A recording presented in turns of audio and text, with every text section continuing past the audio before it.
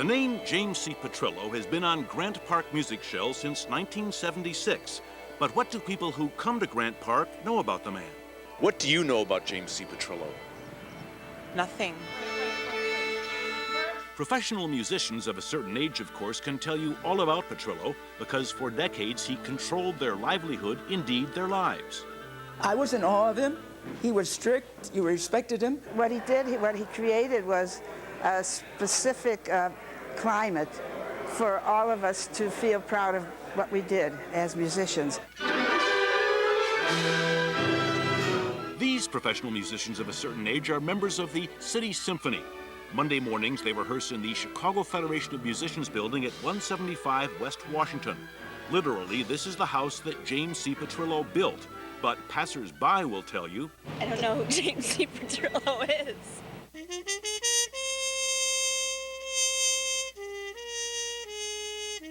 Nevertheless, there was a time in the 1940s and the 1950s when everybody knew who James C. Petrillo was.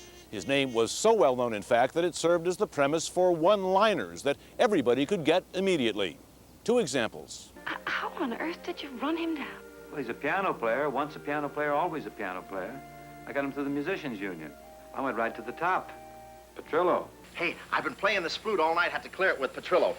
For more than 40 years, no one had more power, sometimes tyrannical power, over America's musicians and musical industry than James C. Petrillo. I have dedicated my life to the musicians of this country.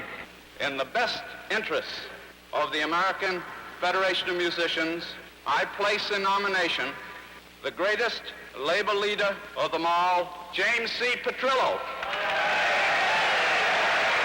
For 18 years, Petrillo was the boss of the American Federation of Musicians. For 40 years, the boss of Chicago's Local 10. He was perceived as one of America's most powerful labor leaders. Newspapers caricatured him as a tyrant. Time portrayed him as the man who twice brought the recording industry to a halt. He was the friend of presidents and those who sought the job. He hung out with celebrities. He was a celebrity himself. This evening, we are going to go live to visit James Caesar Petrillo, the man who was president of the American Federation of Musicians. He's out in Chicago on the Gold Coast. Are you there, Jimmy? What are you doing in the kitchen, Jimmy? Oh, I'm getting some coke for the kids. Are you nervous about this? No, why should I be nervous? Well, tell me, how many of your grandchildren are there? 8 of them. Could you introduce us to them? Yes, I'd be happy to. I was only 6 years old, but I knew that my brother and my sister and we were told to behave and to get all dressed up, and my mother took us over there. This is Buddy Petrillo, this is Donna Marie DeRosa, and this is Linda Petrillo. And to this day, you use the hem of your dress to wipe your mouth? No. No. Donna DeRosa. Actually, Donna DeRosa these days is leading a one-woman campaign to restore the lost memory of her grandfather, James C. Petrillo. And there's a sense of urgency. The days of the James C. Petrillo bandshell are numbered. It's on the verge of being replaced by a new bandshell that will rise on Chicago's new Millennium Park. The name of the new bandshell has not been determined. Donna DeRosa wants the Petrillo name preserved here. I think this man has quite a legacy. And you know what? Chicago, we have a tradition. And I hope you agree with me. Thank you. How far are you prepared to take your battle? Whatever it takes, and to wherever we have to go to be sure that James Petrillo's legacy and that his memorial stays intact. Chicago has largely forgotten the Petrillo legend and legacy. Even some who work on stage at the Petrillo bandshell are a little vague regarding the man it was named after. Who was he? You know, I really can't answer that. James Petrillo, I don't know much about him, but I do know that he was a warrior for bringing fine music to the city of Chicago. Indeed he was. And let's briefly leave the Grant Park of the present and visit the Grant Park of 60 years past. Early in the morning, Chicago music lovers start gathering in Grant Park for a free concert. With picnic lunches, they camp on the lawn in order to establish squatters' claims to good seats. For the Chicago Park Commission, cooperating with the Federation of Musicians, is presenting Wotan's Farewell from Wagner's Die Walküre, sung by the great American baritone Lawrence Tibbett. It was in 1935 that Jimmy Petrillo and the Chicago Federation of Musicians provided the seed money for what's become the Grant Park Festival.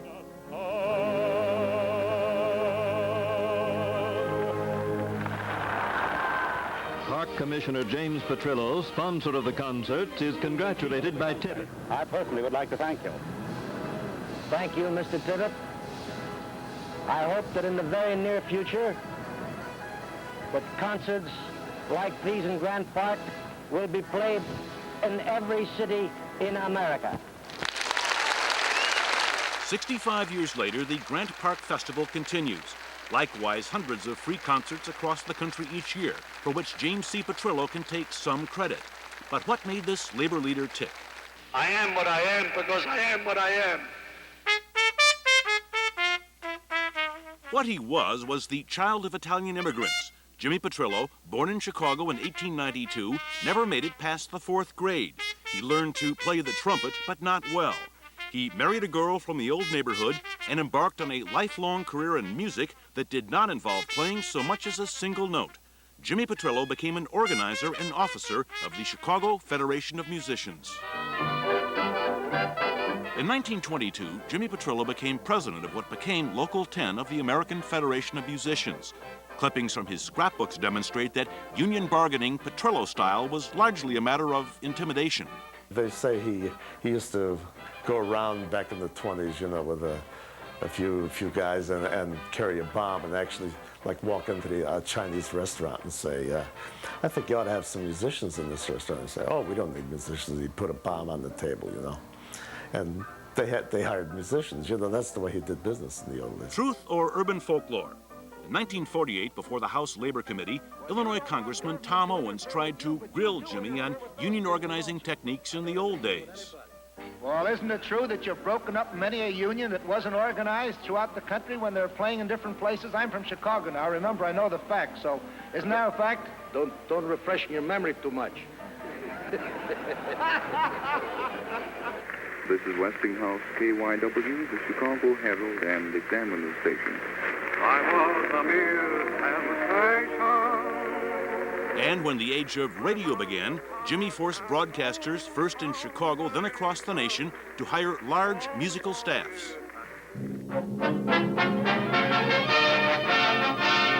We had large staffs of at least 40 musicians on WGN, CBS, and I was at NBC. Within Chicago's Local 10, Jimmy ruled supreme. No one ran against Jimmy Petrillo. One time, a man by the name of Angelo Cavallo ran against him in an election, and Jimmy Petrillo tore up his union card, kicked him out of the union. Jimmy made some enemies. This photo of the Petrillo family was taken in 1924, not long after a bomb blew away their front porch. There was a kidnapping episode that some say Jimmy cooked up himself. Security became a Petrillo preoccupation. To reach his office, you had to negotiate a security maze, remnants of which you can still see. Well, if you can look over here, you'll see where all the deadbolt locks were for him. When he came into this office, he could close this door and secure probably 4 or 5 deadbolt locks.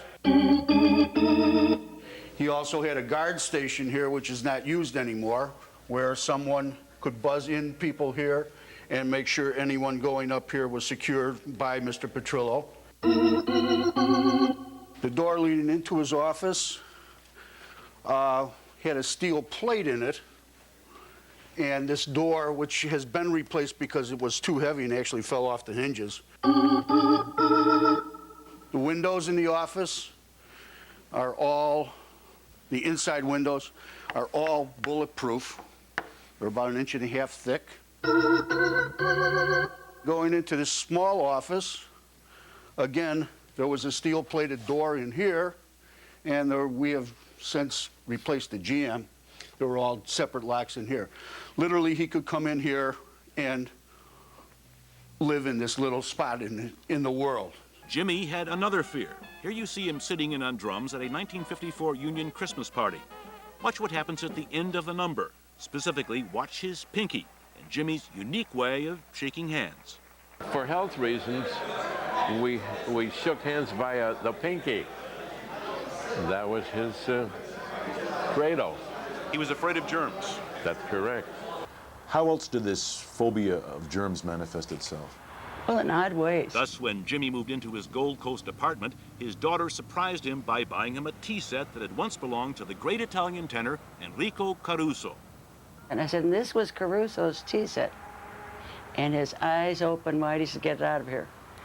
I said, why? He said, he had cancer. Get that thing out of here. I don't want it. No, I had to take it back. But Jimmy's greatest fear, and what he believed to be the greatest enemy of the professional musician, was that box you see here in the background. It's the phonograph, capable of the mechanical reproduction of recorded music, or what Jimmy called canned music.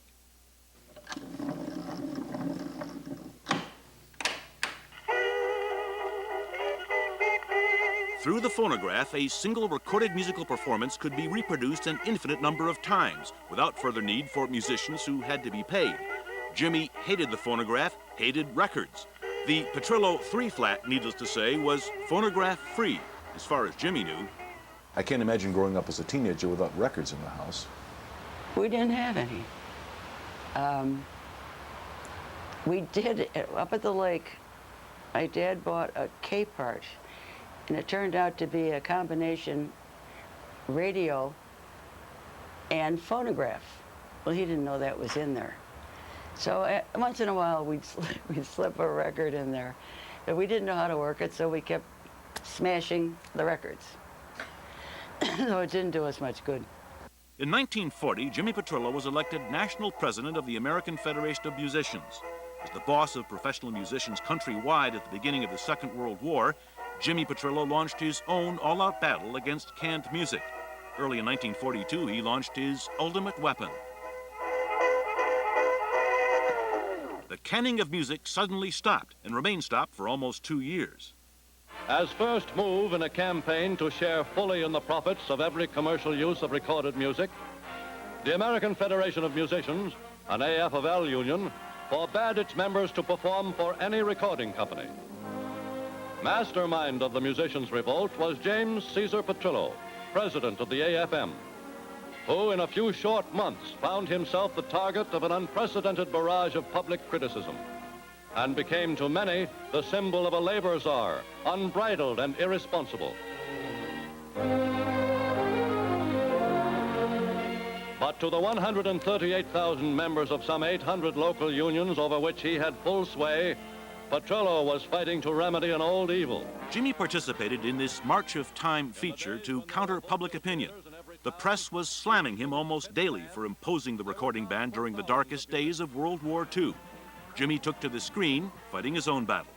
Declaring war upon the radio and recording industries, Petrillo demanded that royalties be paid to a union unemployment fund for every recording sold, and that there be a wider use of flesh and blood musicians in those radio stations which had long depended on canned programs. Fighting these demands, which they feared would put many small radio stations out of business, the industries flatly refused to pay for musicians they had not employed and did not want. But their united front was finally broken, as all but two of the biggest recording companies agreed to Petrillo's terms. The recent contracts which we have negotiated with the recording companies will bring into the Federation Treasury approximately $3 million per year. This fund will not be used for any other purpose but for the advancement of musical culture. That fund would eventually be known as the Music Performance Trust Fund, and it would finance the public performances of the ensemble you see here, among others. But the fund that operates today would come only after 4 more years of struggle and another recording ban. For Congress, meanwhile, spurred by the recording and broadcast industries, struck back at Petrillo. Congress passed legislation prohibiting the featherbedding of musicians in the radio industry. Officially known as the Lee Act, the nation knew it as the Petrillo Act because its target was Jimmy. Jimmy tested the law by demanding that WAAF, a small Chicago station, double its music staff. When the station refused, Petrillo called a strike at WAAF. Petrillo was indicted under the Lee Act and brought to trial. The trial court ruled in Jimmy's favor, but the Lee Act was upheld on appeal and would remain on the books until 1976. Meanwhile, early in 1948, Jimmy again pulled the nation's professional musicians from the recording studios.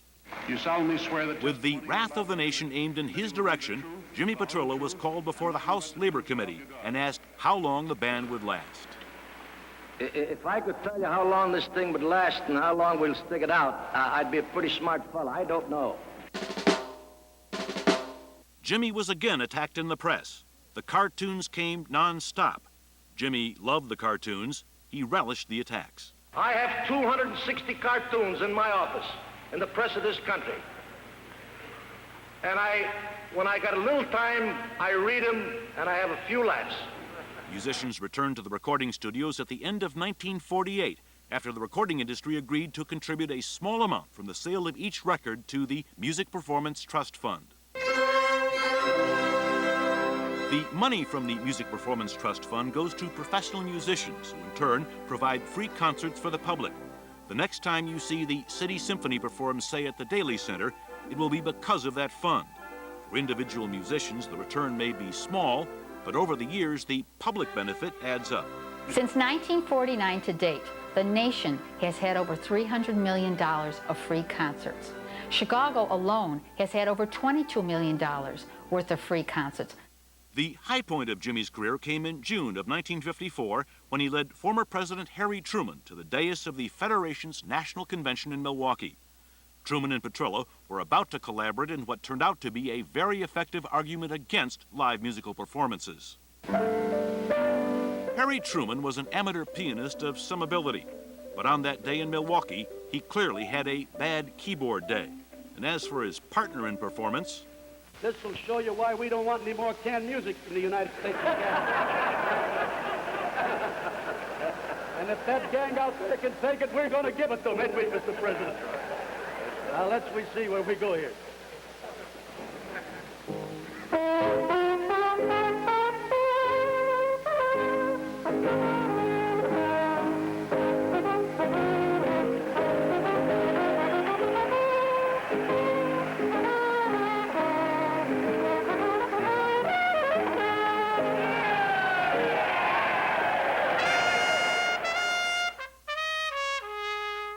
Clippings chronicling that singular duet consumed close to 40 pages in Jimmy's scrapbook. Needless to say, papers across the country picked up the photo. When Jimmy emerged from the White House early the following year, the gag was still running. Jimmy had asked President Eisenhower to scrap an entertainment tax he felt was depriving musicians of work. I also talked to him about Mrs. Eisenhower. I said, I understand that Mrs. Eisenhower is an organist. I says, if she is, she ought to join the union. He says, she don't play that good. I said, did you hear me play trumpet with Harry Truman? You know how good I played, and I'm the president. But not for much longer. Jimmy realized that labor had changed and industry had changed, and that the future needed a new kind of leader. He told me that the hard work was now done. What was left was for lawyers. And so in June of 1958, Jimmy, we need you is the theme at the convention in Philadelphia of the American Federation of Musicians. Jimmy is James Caesar Petrillo, for 18 years president of the union whose members numbered 260,000. The delegates at Convention Hall demonstrate vociferously against his retiring. But Mr. Petrillo is stepping down, a sentimental, tearful farewell. It's a great moment in my life.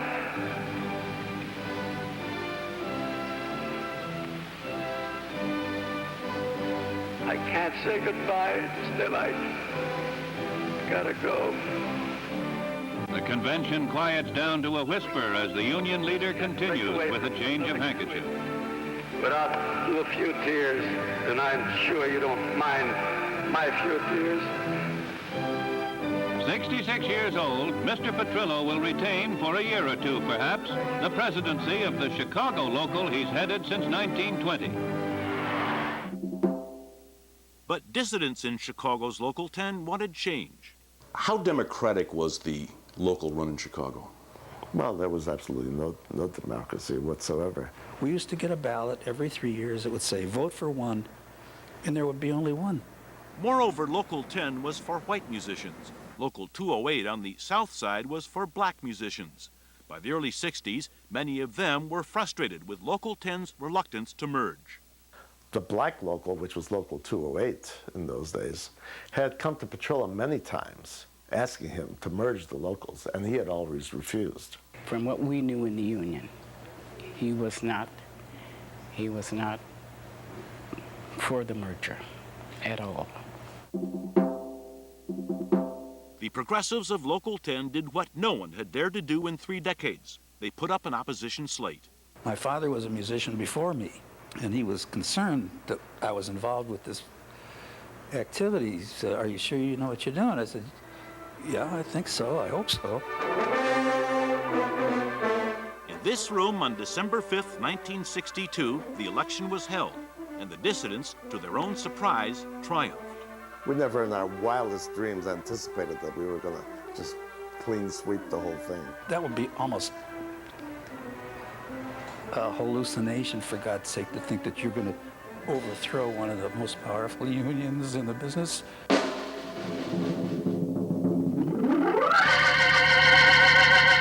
Was it really taps for Jimmy? No, because at the '64 AFofM convention, he resurfaced. Double-crossers, traitors. Blasting the dissidents in an hour-long speech that was recorded and distributed to union members, and the National Union brought him back in a leadership post. The funny part was that Petrillo, now the defeated president of our Local 10, was made by the International the head of its civil rights division with the job of integrating all the segregated locals, which is really a joke to us because he's the one who had kept them all apart all these years. We were very suspicious of him at the time, you know. Why would you take the very person who's been against you and put him in charge? That was like a slap in the face. The black Local 208 and the white Local 10 merged, and whatever the reality in Chicago, Jimmy Petrillo traveled nationwide, using his persuasive powers to successfully integrate the historically segregated locals of the American Federation of Musicians. And on Labor Day of 1976, Mayor Richard J. Daley presided over the Grant Park ceremonies naming the bandshell after Jimmy Petrillo. Jimmy, by that point, was a very old man, and people had largely forgotten what he had once done. As he got older, he walked constantly. And finally I said to him, "You know, if something happens to you, no one knows who you are." He said, "They all know." I said, "Nobody knows you anymore. See, all these people, they're all young. They don't know who you are." Did you ever hear his name? No, I haven't. No, I haven't either. I said, "You don't have any identification." And he pulled out his airplane ticket. He said, "See, my name's on there." I said, "I know, but you're leaving town, and you won't have that ticket anymore." Jimmy was present at the Union Hall in 1984 when they dedicated a plaque in his honor. Not long after, he passed away at the age of 92. A lot has changed in the music industry since Jimmy's passing. The internet now poses challenges even Jimmy Petrillo would have found daunting. Still, people continue to learn to make music. Though if they decide to turn pro, their elders should recall Jimmy Petrillo's warning. I want to tell them mothers and fathers of our great country never to permit their children to become professional musicians, because if they do, they're going into a starvation business. A business that many have pursued with few regrets. Participants in the eternal battle between the human spirit and technological advance that neither side can fully win or completely lose.